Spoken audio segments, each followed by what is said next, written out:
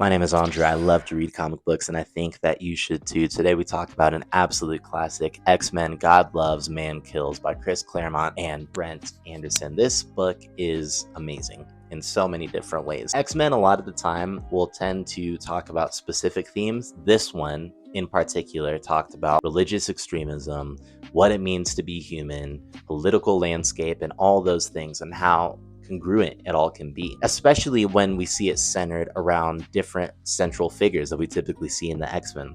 First off, William Stryker, who's typically a war general in this one, was a televangelist. And this was written in the 80s, and so you see that his character was mainly based off of some televangelists that were present during the Ronald Reagan era. It'll still strike a chord now, especially people who are power hungry and seem to subdue others for their own gain. He calls them muties. He used it as a slur, but this difference between mutants and humans and what that means to be human, that's why he's so power hungry. At the same time, we see someone who we would typically classify as a villain, Magneto, and a lot of the time when you're kind of reading his dialogue and some of his points, you're like, he raises a good point.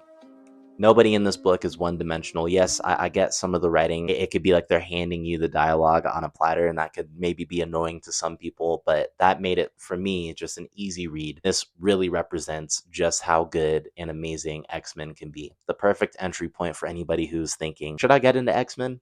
The answer is yes, and it's with this book. If you have anything else you suggest that I should read, I'd love to hear about it. If not, more power to you.